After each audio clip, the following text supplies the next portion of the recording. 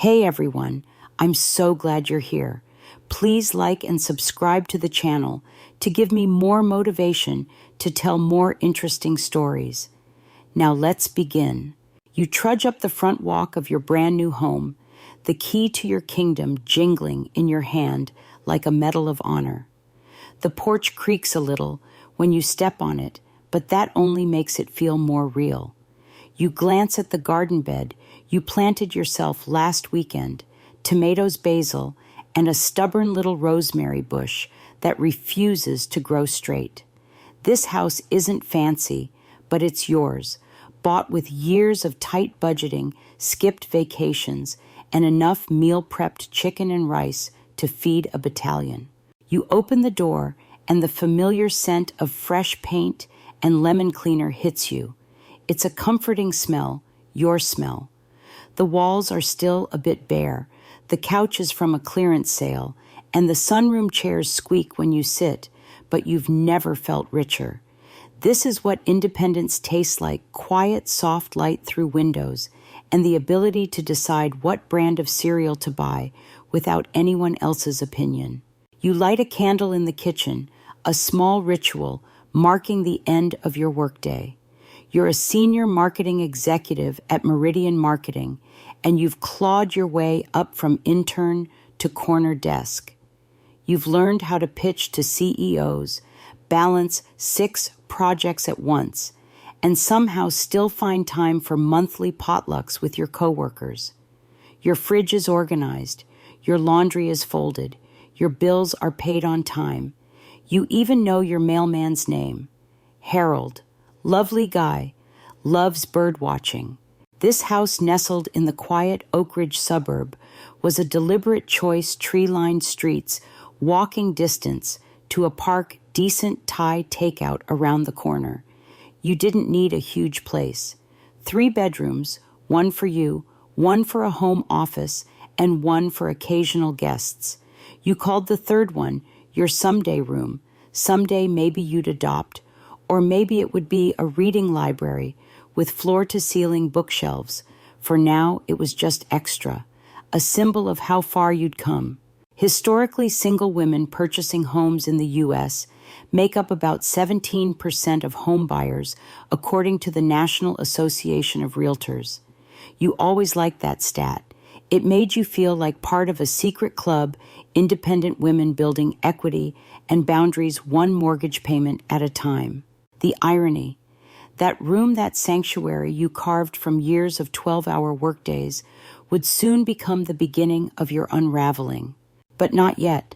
You pour yourself a glass of wine, Trader Joe's cab, your little indulgence, and curl up in the sunroom. The golden hour paints the walls in that almost cinematic hue, and you think this is it. This is happiness. You don't realize it yet, but this is the last truly peaceful evening you will have for nearly a year. The next morning your mother calls. She never calls this early. You almost let it go to voicemail, but something in your stomach flips. "Hey Mom, everything okay?" Her voice wavers, not quite crying, but close. "We need to talk. Can we do dinner tonight at our place?" Of course you say without hesitation. That evening, you step into the 2-story home where you grew up. It smells like pot roast and dryer sheets, and you're immediately 10 years old again. But something's off. Mom's eyes are red, Dad won't look up from his plate, and your brother Kyle is unusually silent. Then your dad clears his throat. "The bank sent a foreclosure notice yesterday." The words drop like bricks into your chest. You blink, waiting for the punchline, the twist, the "just kidding," but no one laughs. Mom starts crying softly. Kyle mutters something about severance packages and terrible luck. You sit there, fork mid-air, as the pieces click together. Job loss, medical bills, property taxes, a house of cards, and now the wind has come. You don't even pause. "You can stay with me," you hear yourself say. "I have space. It's just temporary." The relief is palpable. Mom clutches your hand. Dad nods with watery eyes. Kyle fist bumps you across the table like this is a group project you just volunteered to lead. That night, driving back to your house, you start making mental lists. You'll clear out the guest room, maybe put Kyle in the sunroom on the pullout. Just for a couple months, 3 max. It's family. You love them. You help them. That's what you're supposed to do, right? But somewhere deep in your mind, a whisper stirs. A fringe thought. The kind that doesn't make it to your conscious voice, but flickers across your neurons like static. What if they never leave? Historians still argue whether Roman families placed more emphasis on shared duty or personal autonomy. You suspect you're about to learn the hard way what happens when those values collide under one roof. You unlock your front door that night and look at the pristine, peaceful space inside. You have no idea it's about to become a battlefield. You start clearing space that same night, moving your work printer out of the guest room, rolling up the spare rug, boxing a few unread books, and stashing them in the hall closet. The mattress isn't fancy, but it's clean, and you throw on new sheets pale blue with a subtle leaf pattern you bought last fall on sale. You even dig out an extra toothbrush, setting it in the bathroom like a hotel welcome gesture. You tell yourself this is temporary, just a few weeks of adjustment, maybe some extra noise, no big deal. Move-in day feels almost celebratory. Your dad brings a cooler full of leftovers. Your mom shows up with framed family photos and her favorite cooking pots, saying she just can't use those flimsy ones you own. Kyle hauls in 2 duffel bags and a battered Xbox console, claiming he can't sleep unless he has ambient spaceship sounds playing overnight. The house is loud, yes, and crowded, but there's laughter too. You order pizza. Someone brings beer. For a few hours, it actually feels nice, familiar. You forget the weight pressing on your chest. The next morning, you wake early for a video call with a client in Singapore.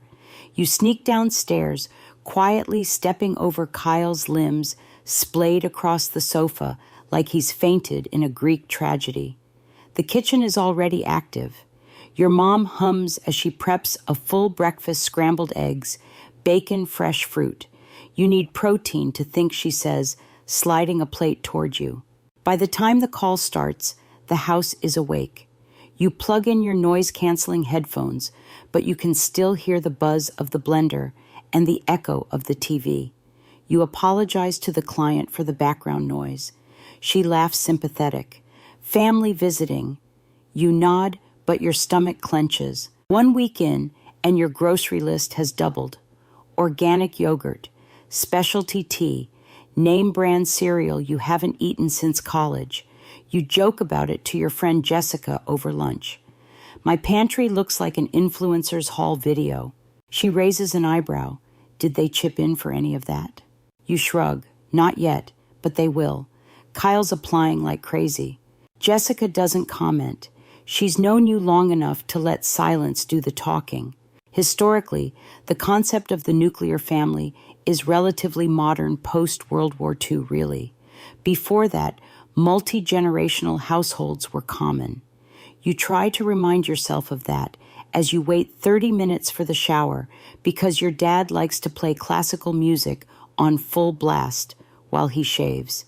Bach's Brandenburg Concerto, number 3, isn't bad, unless it's on repeat at 6 a.m.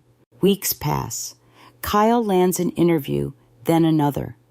Your mom reorganizes your spice rack so it makes more sense. You can't find the cumin for days. She says your knives are too dull. Your dad paints over a scuffed wall without asking. It's now 2 shades darker than the rest. No big deal, he says.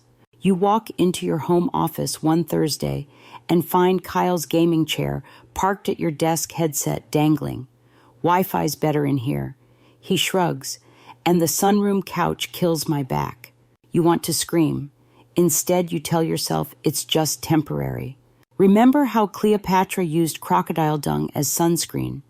Historians still argue whether that was effective or simply ritualistic. Either way, It feels like a fitting metaphor for this situation.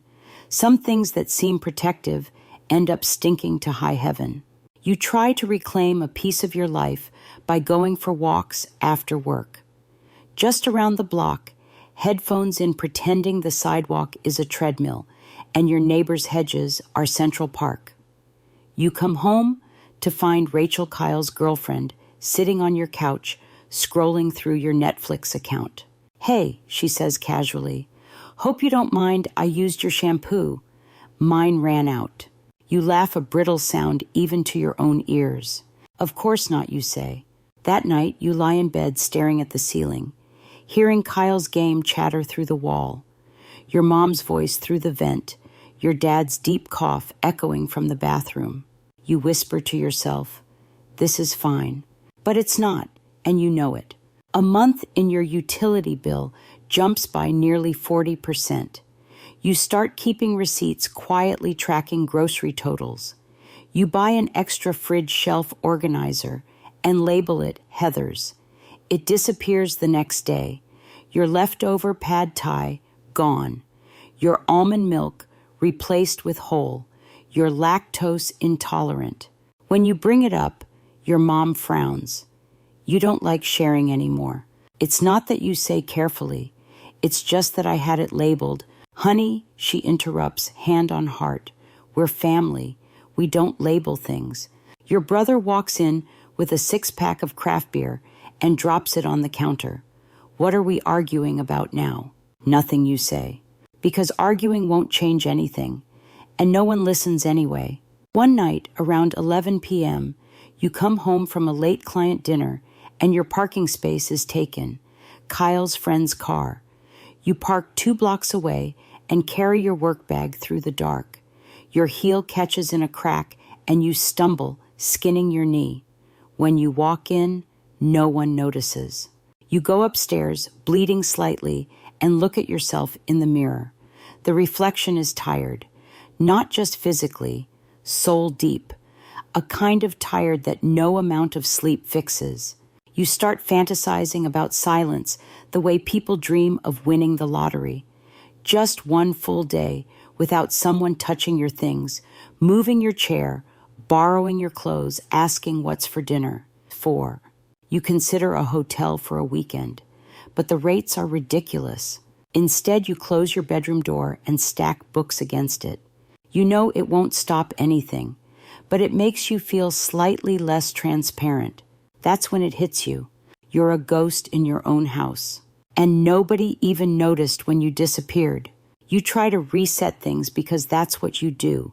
You're the fixer, the planner, the one who's always been so responsible as your mom likes to remind anyone within earshot. So one Saturday morning, armed with your trusty Excel skills and a very non-threatening tone, you print out a basic household chore chart. Just a little structure, you think. Just a few expectations. You tape it to the fridge with a cheerful magnet that says, "Teamwork makes the dream work." You even add smiley faces. By the time you return from your quick grocery run, half your list scratched due to budget creep, the chart is gone, like it never existed. You find it later in the recycling bin, crumpled between an empty cereal box and one of Rachel's smoothie cups. When you ask about it, Dad won't meet your eyes. Your mother thought it was a bit much. We're not 12. You nod slowly, lips pressed tight. Of course. Because asking grown adults to contribute to the mess they generate is apparently offensive. Still, you try again. This time with a group conversation over dinner. You make spaghetti, serve garlic bread, even pour cheap red wine into the good glasses. When everyone's seated, you smile and say, "I thought we could check in. Just talk about how things are going and maybe revisit the original timeline we talked about." Your mom stiffens. Kyle drops his fork dramatically. "Wow, are we doing corporate meetings now? Want us to fill out performance reviews too?" You laugh, lightly, like it's a joke. Because if it's not, it's a fight and you're too tired for another one. Still, you ask gently, Have you had a chance to look at any apartments? Maybe something nearby. Your mom sighs. Everything's too expensive or in neighborhoods where we don't feel safe. Your dad nods. And we're not getting any younger. Moving takes energy. Kyle just shrugs. I had a couple interviews. Nothing worth taking. What he doesn't mention, but what you find out from his friend Taylor, is that he turned down a perfectly decent job because it paid only $52,000. Entry level, sure, but enough to get his own place. Enough to move forward. But Kyle's holding out for something better, something more deserving of his talent. You wonder fleetingly if there's a job out there for eating chips on the couch and providing unsolicited opinions about how you're too uptight lately. Probably not. Still, you hope, because that's who you are. You hope people will rise when given the chance. That belief has gotten you far in life until now. Your work, meanwhile, is beginning to buckle under the weight of your second job, unpaid household manager. You're slipping. You miss a client email. You reschedule a meeting 3 times before finally just canceling it. Your performance review looms, and for the first time in your career, you dread it. Janet, your boss, checks in during a weekly call. Everything okay, Heather? Just family stuff, you say, trying to keep your voice steady. She gives you that understanding smile people reserve for funerals and mental breakdowns. Let me know if you need time off, she says gently. But don't disappear. We need you sharp for the Westfield campaign. You thank her, promise to stay focused. That afternoon, you discover Kyle has moved his gaming setup into your office. Dual monitors, RGB lights glowing like a spaceship cockpit. Your chair shoved in a corner, replaced by his back support throne that looks like a transformer had a baby with a massage chair. You stand there, mouth open. What is this? He doesn't pause his game. Wi-Fi's better in here. Plus, the sunroom was freezing. You're still staring at the cluttered chaos that used to be your professional sanctuary when Kyle chuckles into his headset. No worries. I moved your files onto the floor. Didn't spill anything. You want to scream. Instead, you walk out. Slowly. Deliberately. Your therapist, whom you now see weekly, thank you very much, calls this tactical disengagement. You call it not committing a crime. Historians still argue whether Cleopatra's death was suicide or political assassination. Either way, you bet she'd understand the impulse to just lie down, close her eyes, and say no thanks to the chaos for a while. That night you call Jessica. Tell me I'm not crazy, you whisper into the phone. You're not crazy, she says, but you are enabling. You fall silent. They were supposed to stay for 3 months, she continues. It's been 5. They're not looking for a place. They're not budgeting. You're footing the bill for a family of 4. 3, you correct automatically, then pause. Well, 3.5. Rachel counts, Jessica says. She's sleeping in your house, using your water, eating your food. That's a guest, except she's not a guest. She's an unofficial tenant with 0 responsibilities. You wince. She uses my hairbrush, you admit. It's always wet. There's a beat of silence. Then gently, you have to do something. This isn't sustainable. You look around your bedroom, clothes in a laundry basket you haven't touched in 3 days. Your laptop charger missing. Your favorite mug stained with someone else's lipstick. Your sanctuary has become a waiting room you're paying to sit in. The next morning, you wake early. You have a presentation to finalize. Your slides are a mess, your script half-written. You creep down the hall to your office, your real one this time, the one at work, and you do something you haven't done in weeks. You stay late. You block your calendar. You ignore your phone. You remember what it feels like to think clearly, to hear your own voice, to be alone with your thoughts and not be interrupted by someone asking if you bought oat milk or if the Wi-Fi feels laggy. You arrive home that night and your house is dark. For a moment, you pretend it's empty. And for the first time in weeks, you allow yourself to ask the forbidden question. What if they never leave? You start tracking numbers, not just mentally, but with a spreadsheet, color-coded, neatly organized, a digital portrait of how out of control things have become. You're the kind of person who balances receipts, who scans loyalty cards, who knows exactly when the water bill is due. So when the math begins to shake you, you know it's serious.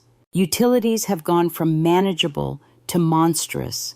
Water, power, internet, that new streaming service Kyle insisted was crucial for his mental health. It's on your tab. Groceries, up by at least $300 a week. Kyle drinks oat milk now, Rachel wants organic spinach, and your mom bakes elaborate casseroles that require specialty ingredients you can't even pronounce. You add it all up and stare at the bottom line. Over $9,300 in just a few months. That number doesn't even include the emotional overdraft, or the fact that your dining table now has a permanent seating chart that leaves no room for you. When you mention groceries to your mom, hoping to gently open a conversation about contributions, she looks genuinely wounded. I'm doing the cooking, she says, hand on heart. Isn't that worth something? You pause. It is. I didn't plan for this much. We're eating as a family now, she says, as if that justifies 5 boxes of artisanal pasta and whatever that mystery cheese was last week. You never used to eat properly before. Maybe you didn't, but back then, at least the rent was paid on time, and your leftovers didn't vanish into Kyle's bottomless stomach. Speaking of Kyle, he's landed a part-time job at an electronics store. You find this out not from him, but from his girlfriend Rachel, who announces it while eating the last slice of your almond butter toast. He's saving up, she says cheerfully. Like this explains everything. For what? A new gaming rig, she says. His current setup is like totally ancient. Of course it is. You corner Kyle about it that evening. Hey, so are you going to start helping with expenses now that you've got a paycheck? He snorts. I'm saving up to move out, Heather. Every dollar counts. You stare at him waiting for the punchline. He raises an eyebrow. What you always say, financial independence is important. You nod slowly. Right. I just didn't realize I'd be the one funding yours. He walks away muttering something about how you've changed. You have. You've stopped laughing things off. You've stopped believing that family means letting your life get hijacked. But when you say as much to your mom over coffee the next morning, she gives you that look, the one she used when you were 10 and forgot your cousin's birthday. We gave you everything, she says softly. You never went without. I know, Mom, but this wasn't meant to be forever. She doesn't answer, just sighs, and starts folding laundry that isn't hers. That night, you sit at your kitchen table, your table in your house, and you try to breathe. Historical fun fact. In 17th century France, noble families would often move into each other's homes during renovations. It was considered both an honor and an inconvenience. There were rules, boundaries, protocol. You have none of that, just an unlocked door and a sinking feeling. You can't work from home anymore. You start staying late at the office again, not because you're swamped, but because it's the only place you can hear yourself think. Your coworkers begin to notice. Stephanie stops asking you to lunch. You're always busy, she says with a shrug. Michael, your creative partner has started double-checking your numbers. Just being thorough, he says. But you know you've slipped. You're distracted. You're exhausted. Then comes the quarterly presentation. You've prepped for weeks, late nights, early mornings, weekends. You get up early that day, dress sharp, drive in early, and you bomb it. Not catastrophically, just off. You fumble a slide, lose your place. Your voice wavers. You see Janet and Diana exchange a glance. Afterward, Diana calls you into her office. "You okay?" she asks. Her tone is gentle but firm. You nod. She doesn't look convinced. "Heather, this isn't like you. Your numbers are behind. Your messaging's fuzzy. That's not the woman we promoted." You sit there, hands folded in your lap. You want to tell her everything, the noise, the mess, the toothbrush with someone else's lipstick. But what comes out is a simple, "It's been hard to focus." She pauses, then says the thing you've been dreading. "The associate director position, we're still considering you, but right now it's slipping." You nod, thank her. Walk out of her office with your spine straight and your heart breaking. You get in your car and don't drive home. Instead, you park in a grocery lot and sit there with the engine running. You think about calling Jessica, but you already know what she'll say. You think about calling your mom, but what would you even say? Eventually, you drive home, slowly, resentfully. The porch light is on. The curtains are open. Inside, laughter echoes from the living room. Kyle and Rachel are watching some loud movie. Your mom's in the kitchen, baking something that smells aggressively lemony. Your dad is on your laptop, typing something with one finger. You look around and feel like a ghost, like someone who wandered into a stranger's house and decided to stay quiet in the corner. That night, you lie in bed listening to Rachel's laughter through the wall. You pull the blanket up and whisper to yourself, "This is not my life." But it is, and something has to change. You wake up one morning to find your grandmother's antique jewelry box cracked open on your dresser, the hinge hanging uselessly, the contents jumbled like someone had shaken it. You feel a jolt, cold and sharp. This box, this wasn't just storage. This was legacy.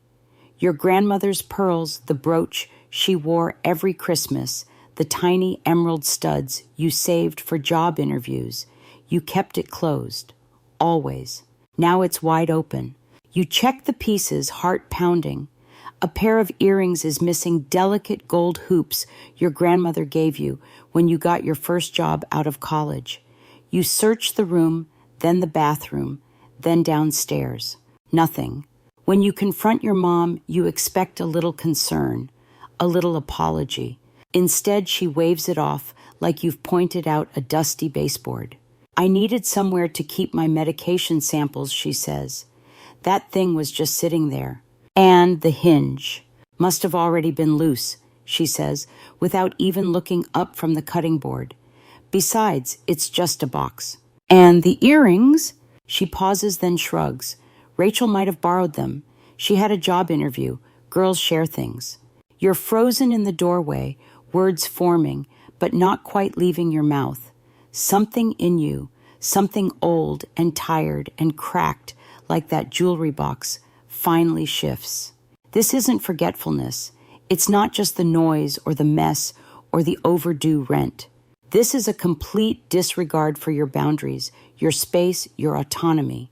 And it's getting worse, because now when you come home, you notice the little things.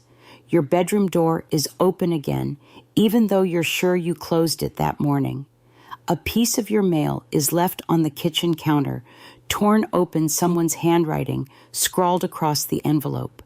Your journal, which you kept in your nightstand, has clearly been moved. Pages folded in ways you never fold them. One night during dinner, Kyle casually mentioned something you only wrote in that journal. A small thought, nothing dramatic, but personal, internal. You freeze, fork in hand. He keeps talking, oblivious. Your mouth goes dry.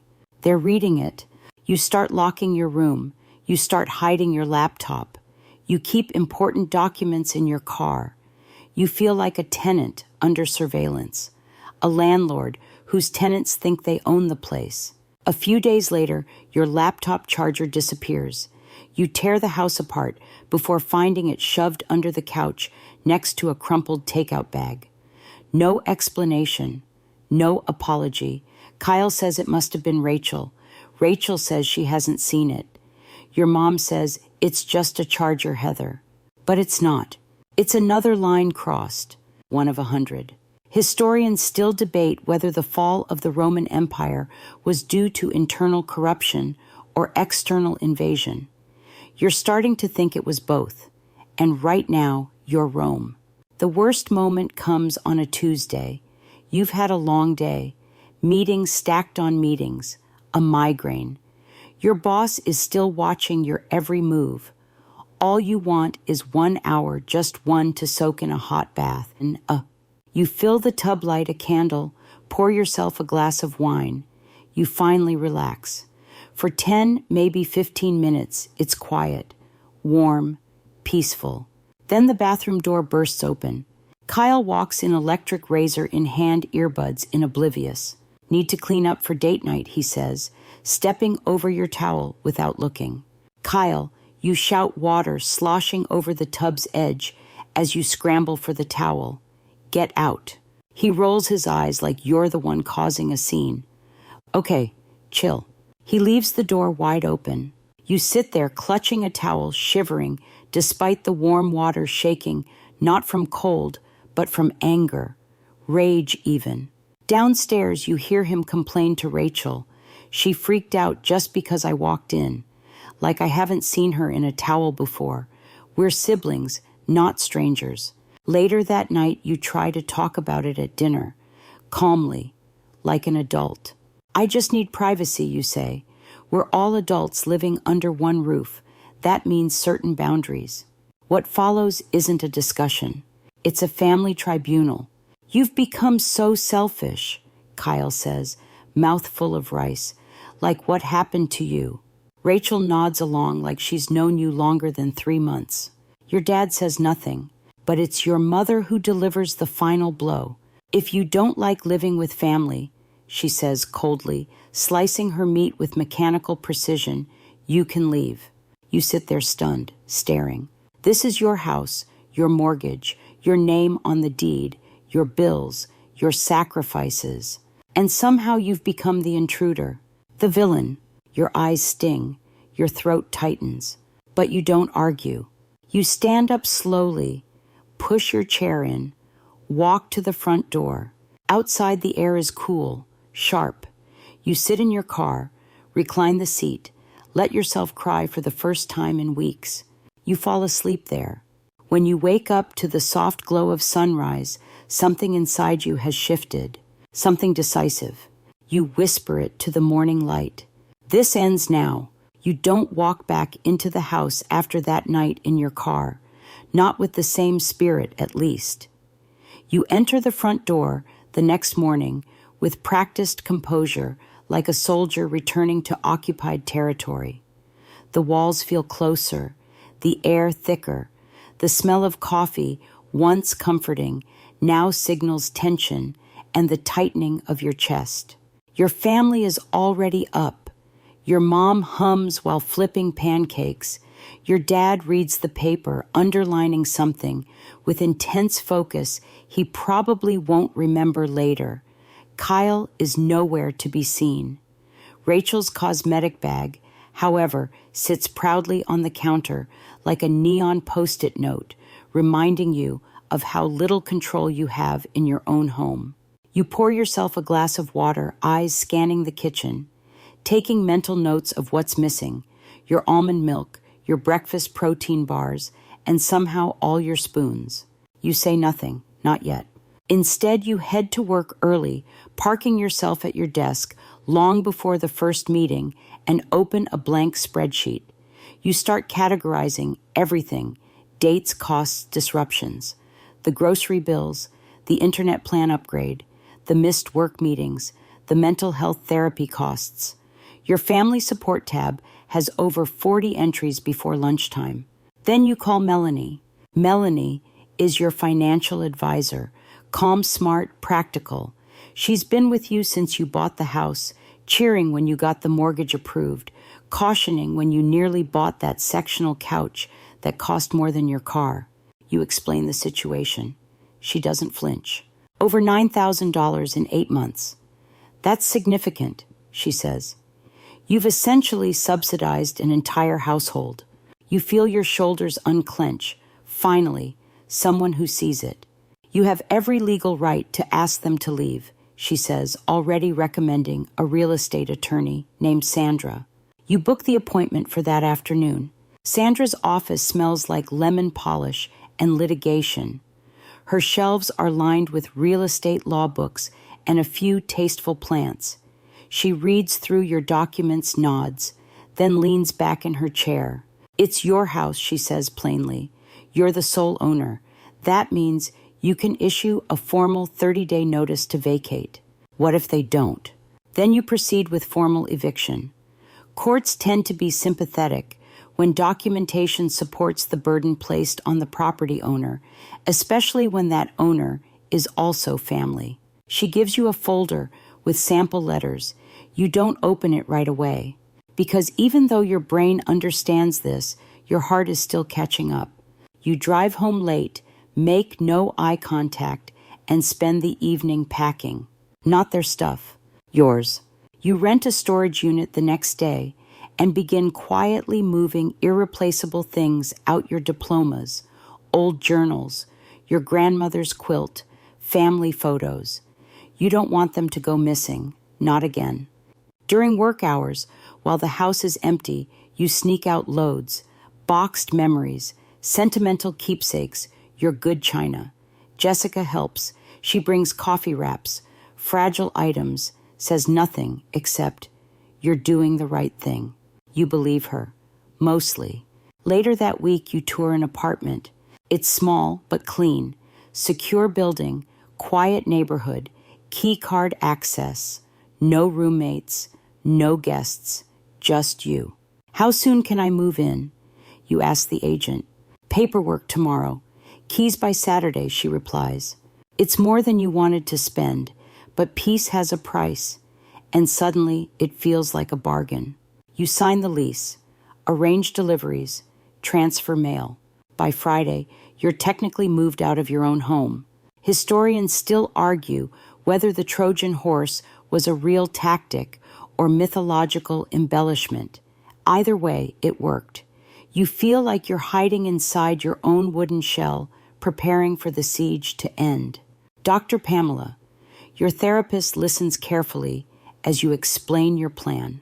This isn't abandonment, she says gently. It's self-preservation. You've made every effort to communicate. This is not a rash decision. I just feel like I'm betraying them, you admit.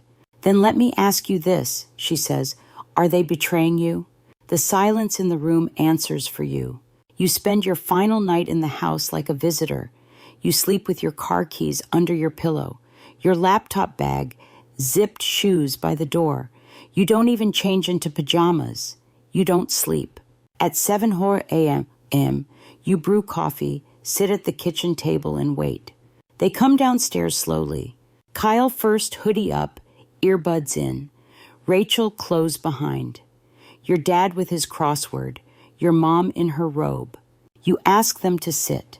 No one speaks, but everyone senses it, something different in your posture. Your calm is too complete, your voice too measured. You slide the folder across the table. This is a formal 30-day notice to vacate. No one moves. You continue. I've also included a list of expenses I've covered since you moved in. I'm not asking for reimbursement. This is simply context. Kyle scoffs. You're seriously kicking us out. I'm setting a boundary. Mom's eyes narrow. So after all we did for you, you stop her. What you did for me was raise me, and I'm grateful. What I've done for you is provide housing, food, and support for 8 months with no contribution from anyone here. That's not gratitude. That's imbalance. Your dad looks tired, older than you remember. Where are we supposed to go? I've included a list of local apartments and senior communities with availability. I'm willing to help cover a deposit, but this house is no longer a group residence. Rachel is already checking her phone. Kyle mutters under his breath. Mom stares like she doesn't recognize you. I always said you had a cold streak. I just hoped love would warm you up. You look at her calm as glass. It didn't. You walk upstairs. You close the door. You lock it. And, for the first time in months, you sleep. The fallout begins immediately. Before the coffee's even cold on the breakfast table, your phone lights up like a Christmas tree in a guilt-themed department store window. Missed calls, voicemails, group texts with extended family members whose only prior messages to you were happy birthday and can I borrow your Hulu login? Aunt Regina writes, I just can't believe what I'm hearing, sweetheart. Your poor parents. Uncle Timothy adds, sometimes we forget who raised us until it's too late. You'll understand when you have kids. Your cousin Lisa, who once tried to sell you overpriced essential oils, posts a cryptic story to Instagram family, doesn't kick family to the curb. Some people forget blood is forever. You don't respond, not to any of it. You delete social media from your phone. You stare at the ceiling that night in Jessica's guest room, a glass of water untouched beside you, and tell yourself you've done the right thing, over and over, until you finally start to believe it. Back at your house, things shift. Your mom accidentally breaks the vase from your grandmother's set. She texts you saying, don't worry, it was old anyway. I'm sure you didn't like it much. Kyle begins loudly proclaiming at every turn that 30 days isn't enough. Rachel conveniently forgets to take her toiletries out of your bathroom. Your dad, always the quiet one, calls you late at night, voice trembling. Can we talk, just the two of us? You know your mom's stressed, but we're trying. You pause, because for a second you miss them.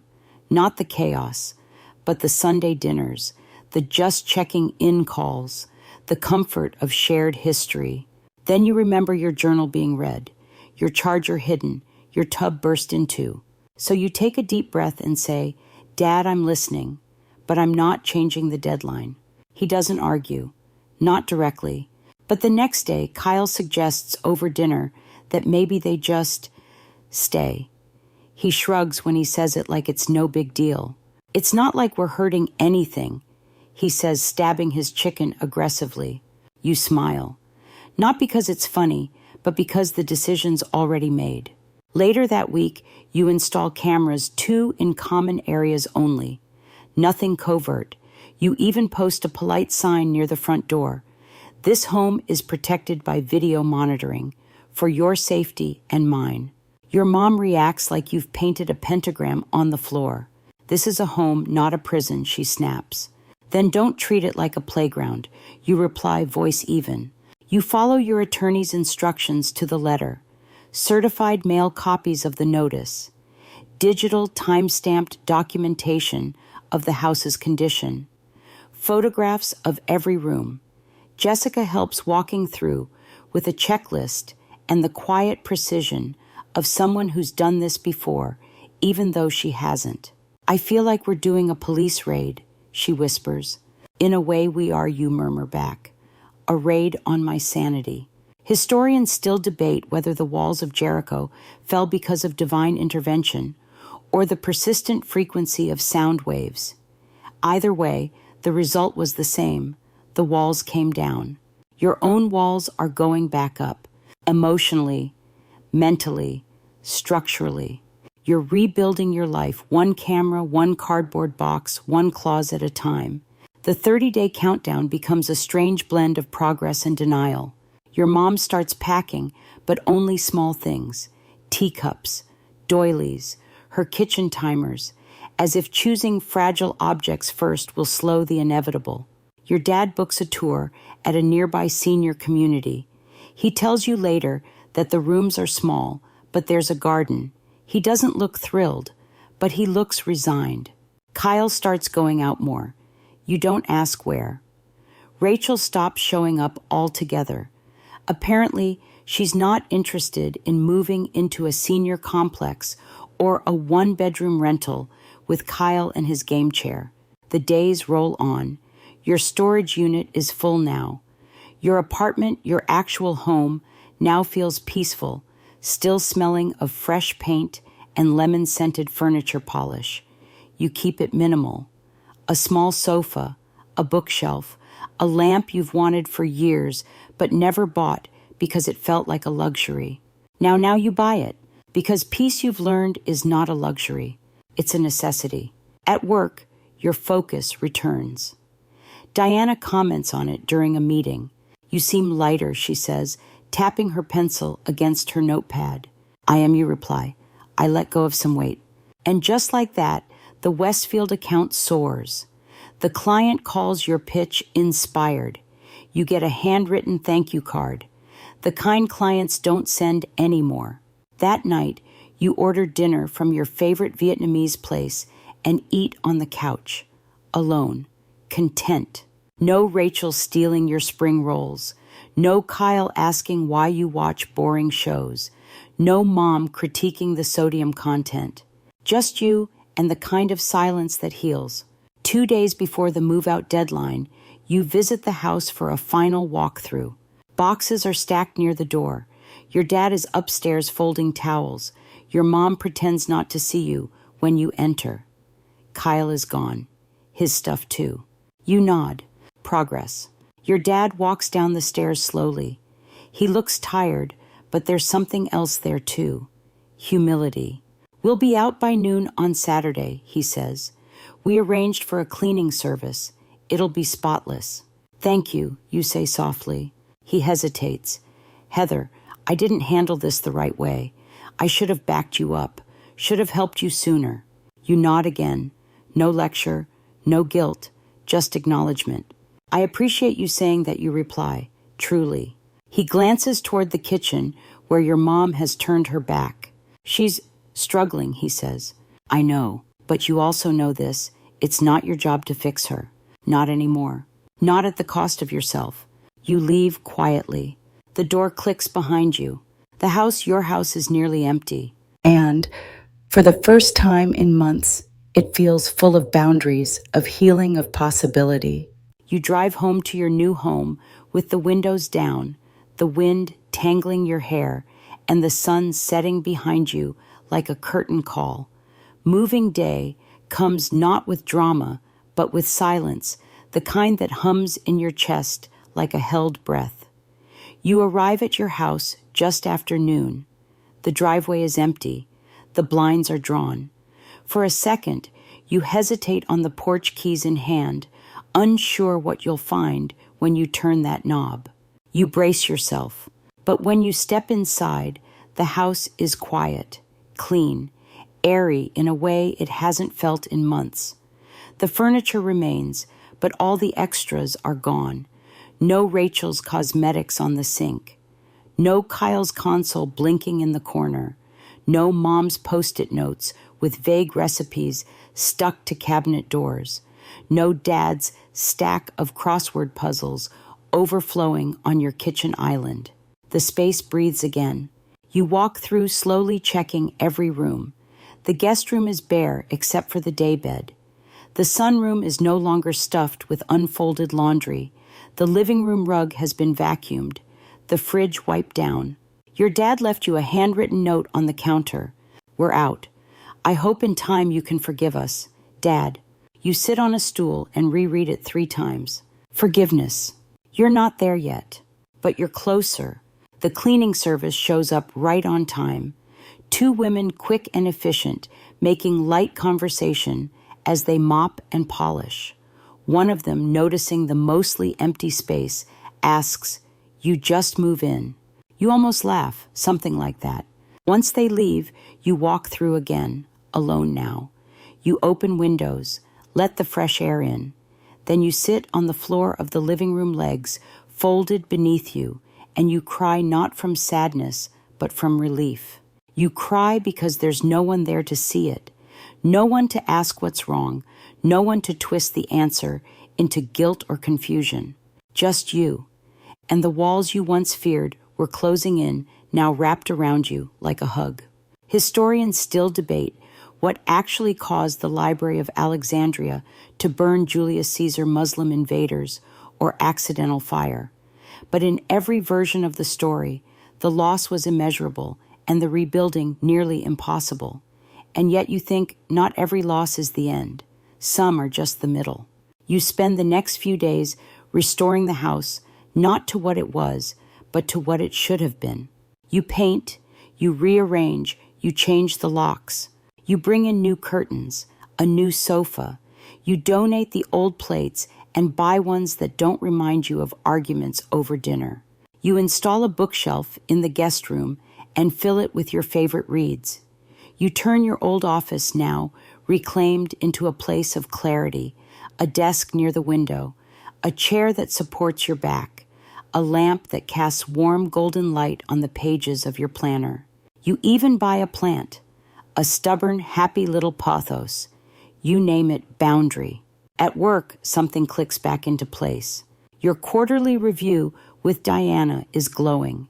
The promotion to Associate Marketing Director is announced quietly with a handshake and a smile, but the change is seismic.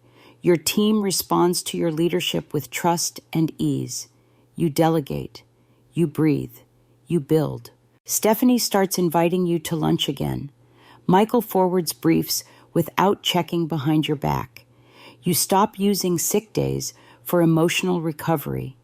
You start using weekends for yourself. You even volunteer to lead the next client pitch, and you nail it. Back at home, you reconnect with the parts of yourself that went dormant.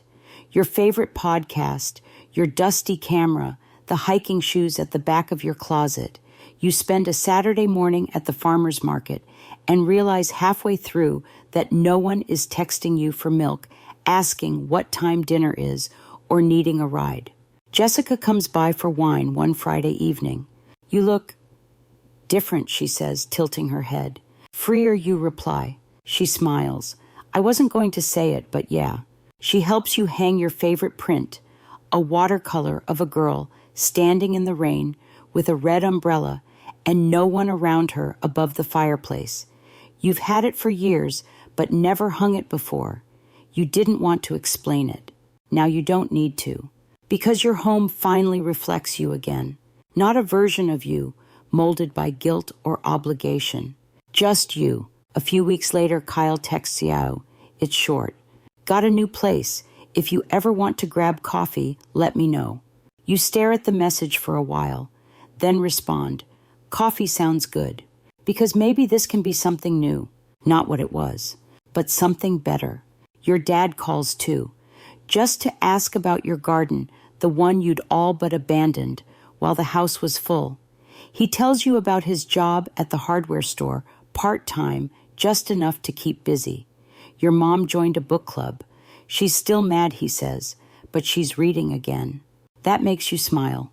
At therapy, Dr. Pamela asks how things feel now. You pause. I finally feel like I'm not just surviving. You don't have to explain the rest. She nods, because she knows. Forgiveness is a slow road, but you're walking it barefoot quietly with the sun on your back. You've learned that peace isn't found in sacrifice. It's found in self-respect and boundaries. Boundaries are love in action. 6 months pass. And though the house hasn't changed from the outside, still the same paint, the same walkway, the same little garden beds trying their best. The inside feels completely transformed. You move through it with light steps, now like each room gives you permission to exhale. The guest room is no longer a crash pad, but a reading nook complete with a daybed, a little lamp with a stained glass shade, and a quilt you stitched together from scraps of old t-shirts. The home office restored to its former glory. Dual monitors, a whiteboard filled with deadlines, and a corkboard with small notes that say things like, "You are not selfish for needing space." One of your favorite new rituals is lighting a candle in the kitchen at the end of each workday. It's a small thing, but symbolic. Your brain knows now the workday is done. This space is yours, and no one is going to ask you where the clean forks are. At work, you're thriving. You've been promoted, yes, but what matters more is that you feel capable again. There's no longer a steady stream of background chaos filling your inbox with apologies or your heart with guilt. Diana calls your recent campaign elegant and aggressive in the best way. You feel seen, not just noticed. And the relationship's slowly evolving. Kyle surprises you one afternoon by texting a meme you actually laugh at. Not a passive-aggressive jab, not some vague joke about corporate sellouts, just a meme. You reply with a GIF. It becomes a thread. Then an invitation. You meet for coffee on a Tuesday afternoon at a cafe halfway between your places. He's wearing a button-down. He looks older. He tells you Rachel moved out. He tells you the roommate situation didn't last, but he stuck it out, got a raise, and is finally paying all his own bills. I get it now, he says, stirring his cold brew with a biodegradable straw. Why you were so intense about groceries and quiet hours and chores. When it's your own place, it all hits different. You nod. It's a lot to manage. He grins. I even bought a vacuum. On purpose. It's not an apology, but it is growth, and it's enough. Your dad checks in more regularly, too. Always with something practical advice about sump pumps, questions about heating filters, an article about tomatoes growing better with eggshells in the soil. It's his way of keeping connection alive, quiet, non-confrontational, helpful. Then one day, he invites you to lunch. Just him. A diner. You sit in a booth with cracked red vinyl seats, sipping coffee that tastes like old metal, and he looks you in the eye for the first time in months. I should have done more, he says. Back then. I saw what was happening. I just didn't know how to fix it. And I didn't want to fight with your mother. You stir your sugar slowly, not because you need to, but because your hands need something to do. I know you say quietly, I let you take all the burden. That wasn't fair. You look up, it wasn't. But you're owning it now. That counts. He reaches across the table, squeezes your hand once, then lets go. No grand gesture. No teary-eyed apology tour. But sometimes that quiet squeeze is louder than words. Your mom's still distant, but the edges are softening. She sends you articles now about local theater productions, neighborhood events, healthy recipes, never with a direct message, just the link. You reply with a heart emoji sometimes. That seems to be enough. Then one evening, you receive a real text. Sunday dinner at our place, just us. No pressure. You hesitate, then you say yes.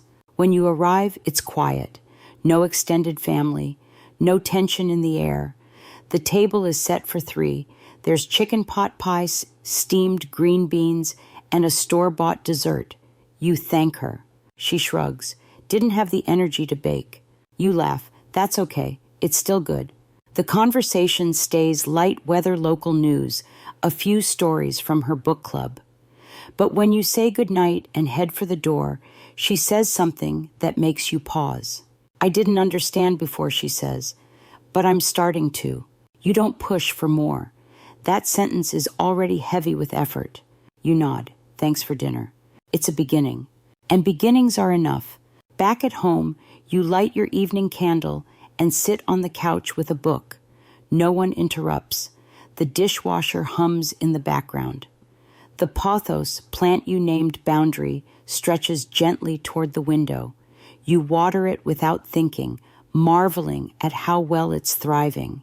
Funny how plants flourish when they aren't being stepped on. Your journal sits on the coffee table, open, safe. No one has touched it but you. Historians often debate whether true peace is found after victory or surrender. Maybe it's neither. Maybe it's found in rebuilding quietly, slowly, brick by brick, moment by moment in a house finally your own. You close your book and stretch your legs. It's not just peace you've gained. It's presence. You're here now, fully, finally. Spring arrives like a whispered apology, softening the ground beneath your feet and warming the corners of your house in a way that makes even the air feel forgiving. You open the windows every morning now, not just to circulate fresh air, but to remind yourself that you can. No one is blasting the TV. No one is rearranging your pantry. No one is leaving damp towels on your couch. It's just you, your space, your rhythm. Your days take on a steady cadence. Morning coffee in the sunroom with your planner. Work that doesn't feel like a battlefield anymore. Evenings with books, music, or the occasional phone call with Jessica, who's already helping you plan your next adventure, a weekend trip, maybe a solo one. You've never done that before, but you're curious what it feels like to get on a plane and not worry if someone left the stove on or if Kyle used your credit card again. At work, you've become the go-to person again, not because you're the most available, but because you're the most grounded. Your team senses it. Diana pulls you aside one day after a meeting and says, "You seem taller." You laugh. "I think I just stopped shrinking." She nods, and there's a quiet respect between you women who've carried more than they were meant to. The house, meanwhile, becomes a canvas for your independence. You finally tackle the garden again. The herbs come back stronger. The tomato plants behave. You even hang a small wind chime by the kitchen window, not loud, just a gentle tinkle when the breeze passes through, like your home is humming contentedly. And then one Saturday, you host someone for the first time in nearly a year. It's not a dinner party, not some grand return to entertaining, just coffee, a new friend from work. Her name is Alicia, and she's funny, smart, a little chaotic in a way that makes you feel relaxed rather than on guard. You serve coffee in the mugs your mom left behind, mugs that used to feel like reminders of invasion, but now feel neutral, even comforting.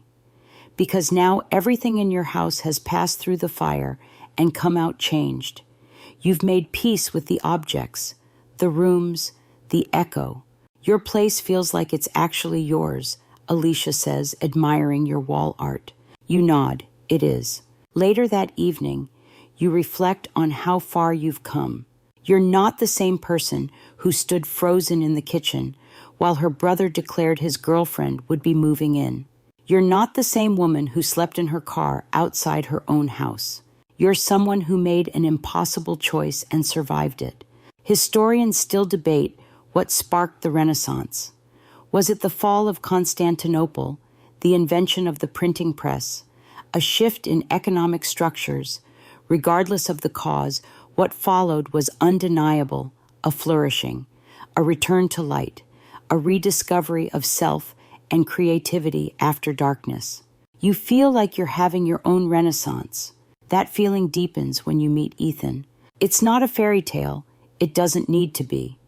You meet in a cooking class. He's terrible at chopping onions and admits it with a sheepish grin. He asks good questions.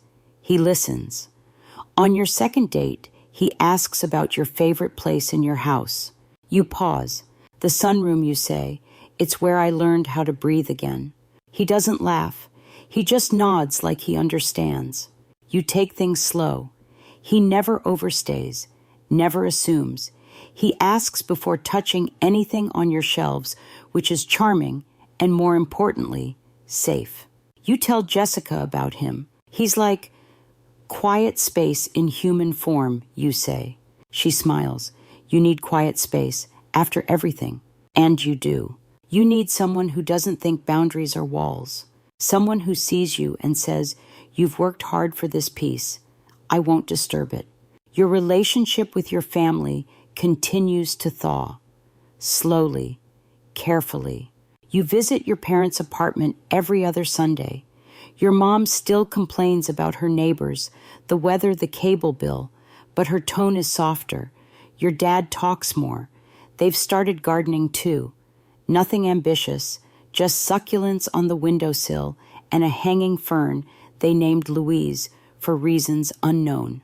Kyle reaches out more regularly. He sends you photos of his cooking experiments. You tease him. He pretends to be offended. It's a language you've missed speaking. You haven't forgotten what happened. You're not pretending it didn't nearly destroy you, but you're also not carrying it like an anchor anymore. It happened. You survived. You grew. And now you're building again on firmer soil with better tools and with a blueprint that includes you at the center, not everyone else. One evening, Ethan asks if you'd ever consider moving. You think about it for a long moment. The question doesn't scare you. It excites you. Maybe someday you say, but for now, this house still has something left for me. He smiles. Then we stay.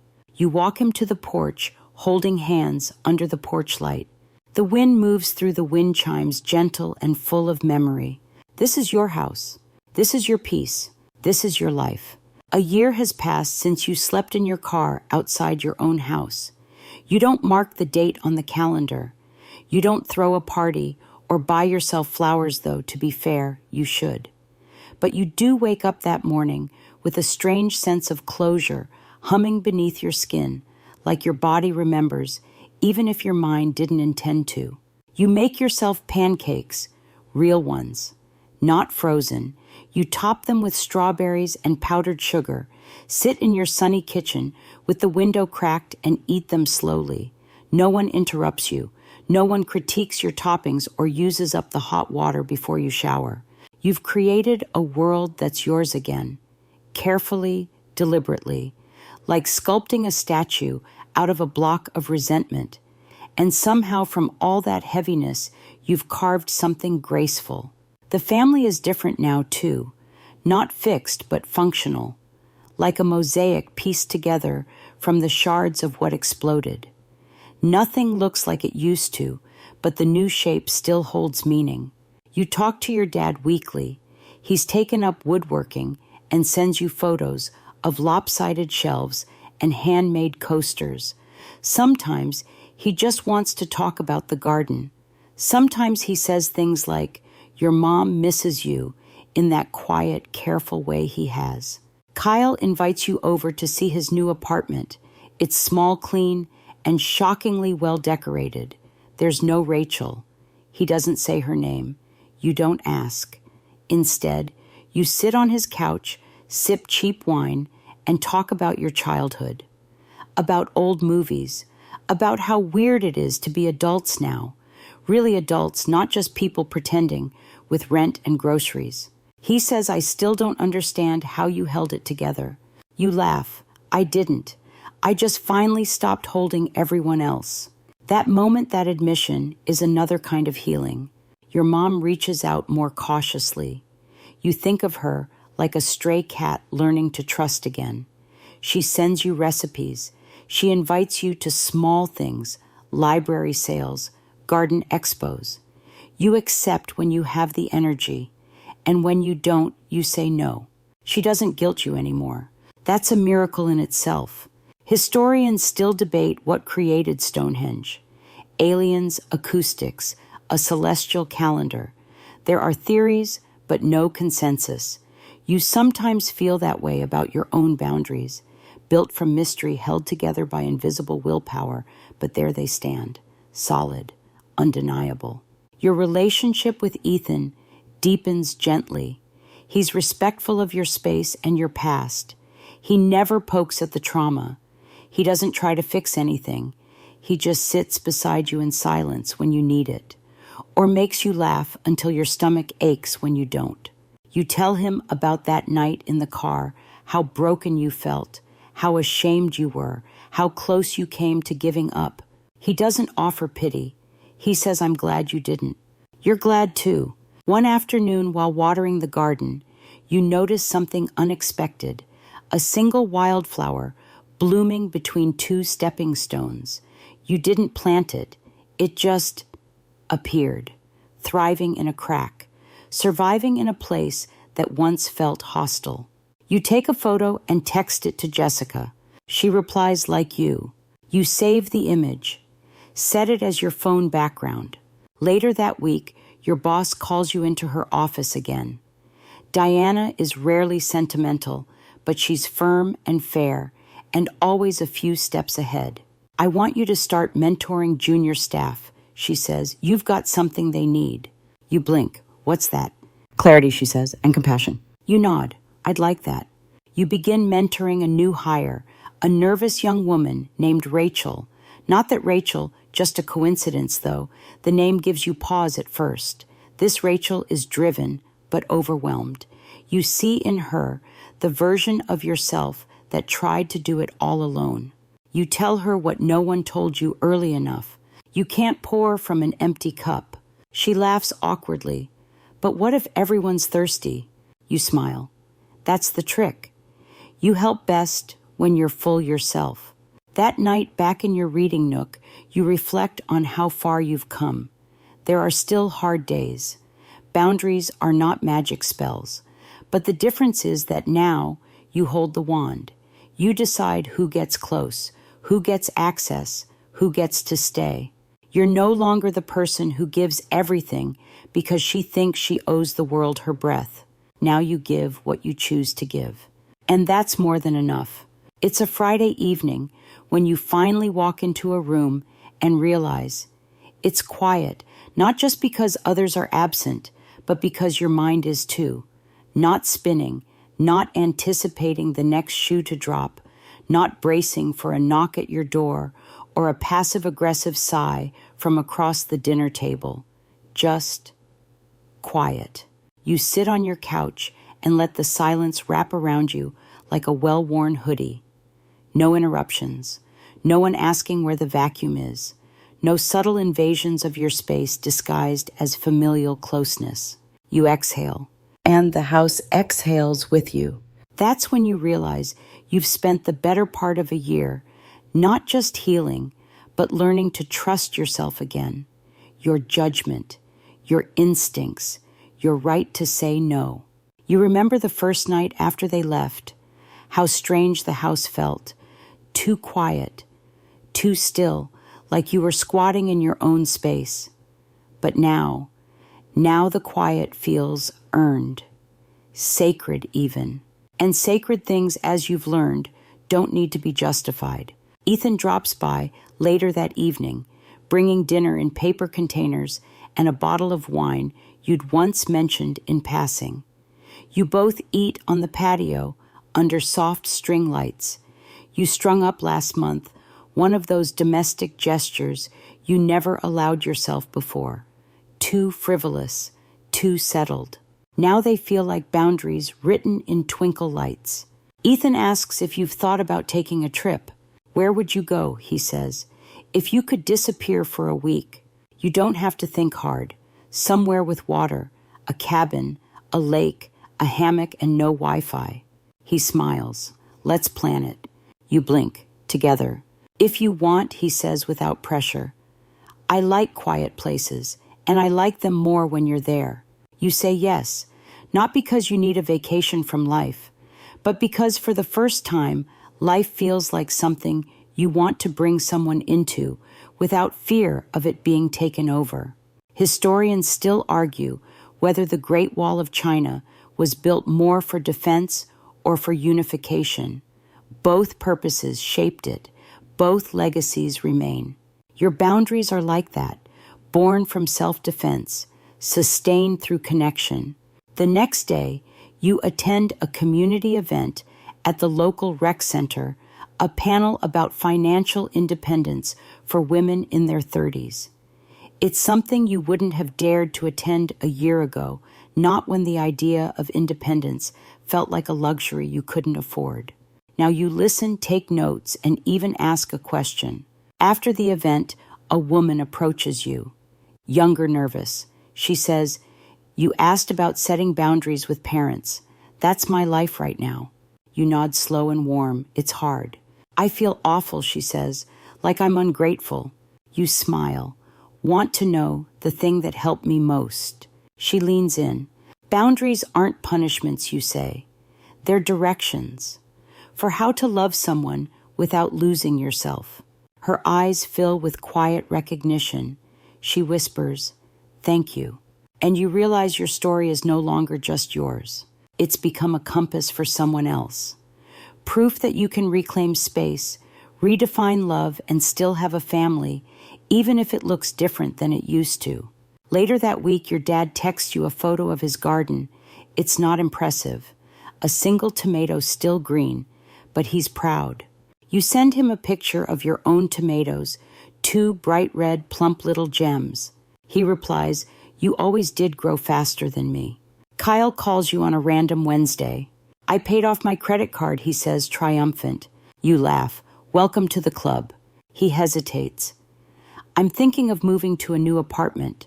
Smaller, just me. You okay with that?" "I think I need it," he says, "to figure out what kind of adult I want to be." You're quiet for a beat. Then, "That's brave, Kyle. You mean it, and you realize this is what you always wanted. Not distance from your family, but differentiation. A version of love where everyone stands on their own feet and chooses connection, not obligation. That weekend, you host a small dinner. Just Jessica, Ethan, and your neighbor Marcus, the retired cop who kept an eye on your house during the worst months. You serve grilled salmon, roasted vegetables, and lemon pie that your mom's recipe inspired. It's not about proving anything. It's just home. Midway through dinner, Marcus lifts his glass and says, "Your place feels different now." You smile. It is. They toast to that. And as laughter bubbles around the table, you take a quiet moment to soak it in. Peace, laughter, no tension pulsing beneath the floorboards. Just light and warmth and space. You've built this. You protected it. You deserve it. It's a rainy Thursday afternoon when your mom calls, not to argue, not to guilt, but just to talk. You're in the middle of reviewing campaign analytics, but her name on the screen doesn't trigger that old spike of tension anymore. You let it ring once, then pick up. "Hi, Mom." There's a pause on the other end, like she's not sure how to start. "I made your lemon pie," she says finally. "Not as good as yours." You blink. That's a first. She chuckles, and the sound is surprisingly light. Then a beat later, she says, "I think I owe you an apology." The words hang in the air, floating like steam from your coffee mug. She continues before you can reply. "I wasn't fair to you. I thought we were just surviving. But I see now we were suffocating you, and I let it happen." Your throat tightens. You lean back in your chair and close your eyes for a moment. "Thank you for saying that you manage." I still don't agree with everything she adds in true motherly fashion, but I understand it better. You didn't kick us out. You gave us a push we wouldn't take ourselves. That evening, you go for a walk. The rain has stopped, but left behind puddles and that earthy smell that makes everything feel freshly rinsed. You think about what forgiveness actually looks like, how it's not always a ceremony, but a slow collection of moments like this one. Phone calls without tension, silences that aren't loaded, the ability to hang up and not replay the conversation for hours. You pass the house with the blue shutters, the one where someone always has wind chimes playing. You don't know who lives there, but you smile every time you hear the soft clinking. Back home, you update your garden log. The tomatoes are almost ready for another harvest. You pick a few and leave one in a small basket on your parents' porch the next morning. No note. They'll know it's from you. That Sunday, Kyle shows up with a folding chair tucked under one arm and a store-bought salad. "I didn't want to just show up empty-handed," he says. You smirk. Progress. Jessica arrives with wine. Ethan brings bread from that bakery you love. The four of you sit under your patio lights as dusk creeps in and fireflies make brief appearances like flickers of memory. Kyle tells a story about the time he got lost in your neighborhood as a kid and blamed you for not walking slower. Everyone laughs, even you. Then he turns serious. "You were always the one holding everything together. I didn't see it until I had to hold things myself." You nod. "It's harder than it looks." No kidding. There's no need for a big moment, no dramatic apology, just that sentence, that honesty. It's enough. Later, when everyone leaves, Ethan lingers. He helps you gather plates. He washes while you dry. At one point, he pauses and says, "You look like you belong here again." You stop towel in hand. I do. You realize you're not afraid of letting people in anymore. Not because they've changed, but because you have. Your boundaries don't require explanation now. They simply are. Like door frames, like fences, like the outline of your life. Historians often debate whether the Mayflower Compact was the beginning of American democracy or just a temporary agreement to keep chaos at bay. Either way, it was a contract between people who understood that shared space requires shared respect. You think of that every time you host now. This is your space. This is your contract. Respect is non-negotiable. Love is conditional, not in its presence, but in how it's expressed. And you've learned that saying no isn't a rejection. It's an invitation for real connection to step up. The following week, your parents invite you over again. Just dinner, no pressure. You sit at their smaller kitchen table. The food is good. There are flowers in a chipped vase. Your dad asks how the Westfield campaign went. Your mom brings out a framed photo of you as a child missing teeth hair in a crooked ponytail. You used to make us little dinner menus, she says, smiling. Handwritten ones, every Sunday. You laugh. I thought I was running a restaurant. You kind of were, your dad says. You've always been the one setting the table. You feel the emotion rise in your chest. Not the kind that drowns you. The kind that reminds you you're still human, still healing, still here.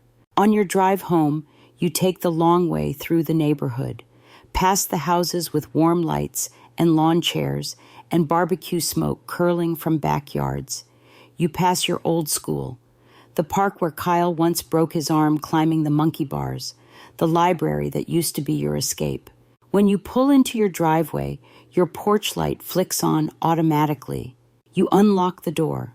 You're home, still, always. Your life settles into something new, not routine exactly, but rhythmic, like the way waves learn how to kiss the shore over and over without losing their shape. You start volunteering on Saturdays at a nonprofit that helps women establish financial independence. You teach a workshop once a month called Space Isn't Selfish. You begin the first session by writing one sentence on the board. You are allowed to want peace. At first, the participants sit quietly cautious. But when you share your story, not the gory details, just the shape of it, they nod. Not out of pity, but recognition. One woman raises her hand. How do you not feel like a monster? You smile gently by remembering I'm not one. And that sentence sticks with you long after the workshop ends. Because there was a time not long ago when you wondered the same thing. You spend time rewriting your definition of family, not erasing the old one, just updating it, like switching to a better version of software, the kind that doesn't glitch every time you try to rest. Family now means Jessica, who still texts you motivational memes when she knows you've had a rough day. It means Ethan, who walks beside you at your pace, never ahead or behind. It means your team at work, who respects your boundaries and celebrates your wins without backhanded comments. And yes, it even still means your parents and Kyle, just differently, with structure, with clarity, with the understanding that love doesn't work well in a system of exhaustion and expectation. One Saturday afternoon, while you're watering your garden, your phone buzzes. It's your mom sending a photo of her new pothos plant. Under it, she's written, I named it Heather, because it refuses to die. You laugh, for real, the kind that lingers in your chest. Another message arrives, this time from Kyle. A photo of his new apartment key. He writes, just signed the lease, no roommates this time. I think I'm ready. You respond, proud of you. Because you are. In every way that matters, you've all grown up. Ethan surprises you with 2 plane tickets that evening. One way, to Seattle. Just a weekend, he says. Cabin on a lake, no Wi-Fi. You said that's what you'd want. You take the envelope and smile. I did. You go, and it's perfect. It rains. You read. You sit on the porch and watch mist curl between trees. No one texts. No one interrupts. Even the silence feels like a friend. You come back home to find your neighbor, Marcus, has left you a note. Everything looks peaceful. So do you. And he's right. Peace has taken root. You plant sunflowers in the backyard. Just one row along the fence. Tall, golden reminders that what you sow, no matter how damaged the soil once was, can still bloom if tended with care. At work, you're asked to give a talk at a leadership seminar. The topic, how to lead without losing yourself. You write it on the plane back from Seattle. You open with a story about the first time you paid your own mortgage and how the first person to question your choices wasn't a stranger, but someone who once braided your hair. The room is silent, hanging on your every word. You end by saying, your worth isn't measured by how much you tolerate. It's measured by how much you respect yourself, even when others don't. The applause doesn't matter, but the faces in the audience, their eyes, that's what stays with you. After the talk, someone approaches. Young, early 20s, nervous. My parents just moved in with me, she says. They said it's temporary, but you nod. I've been there, you say, and you're not selfish for wanting your home back. She exhales like you just gave her permission to breathe. Back home, you update your journal. It's full now, cover to cover. The final page simply says, I didn't leave my family. I came back to myself. You close the book and place it on your shelf. You start a new one that same night. The first sentence, this chapter is mine. It's a quiet Sunday morning when you find yourself walking through your house, barefoot, steaming mug in hand, not thinking about anything in particular, just moving from room to room like someone revisiting an old dream that finally makes sense. The sunlight slants through the blinds in golden strips. The wood floors creak exactly the way you like. Every painting, every chair, every plant is where you want it to be. You pause at the guest room, the one that used to be packed with boxes, people guilt. Now it's a reading room, the daybed dressed in soft linen, a stack of books on the side table. You run your fingers along the spines. One of them is open to a line that reads, sometimes the bravest thing you can do is take your space back. You smile, because now you understand. It's not about being brave in the loud, defiant way. It's about staying, holding your ground, saying this is mine, this is enough, I am enough. You sit outside with your notebook, flipping through pages of lists and journal entries, early ones filled with anxiety and calculations, later ones filled with quiet victories and firsts. First quiet night, first dinner without tension, first holiday on your own terms. The holidays were a test. Your mom wanted to host, but you suggested neutral territory instead. A small brunch at a community center, just close family. It worked. There were awkward silences, yes, but also polite laughter, a shared dish of sweet potatoes, and no one raised their voice. No guilt, just small steps. Your dad hugged you goodbye and whispered, you did the right thing, you know. You believe it now. Historians still argue whether Joan of Arc was a visionary or a tool for others' ambitions, whether she was brave or naive. But they all agree on one thing: she never lost sight of her purpose. You think about that every time you're tempted to second-guess your decision. Purpose doesn't have to roar. Sometimes it simply stays. Jessica texts you later that day. Thinking of starting my own boundary boot camp. Want to co-lead, you laugh. Type only if I get to wear a whistle. She responds with a whistle emoji and a meme that says, gaslight, gatekeep, girl boss with boundaries. The two of you are planning a small retreat, a one-day event for women who've been through what you've been through. No lectures, just space, sharing, quiet, truth. Ethan comes by in the evening with Thai takeout and a question you didn't expect. What would you think about getting a dog? You blink. A dog. He grins. Not tomorrow. Just, you've talked about wanting one. Figured maybe it's time. You think about it.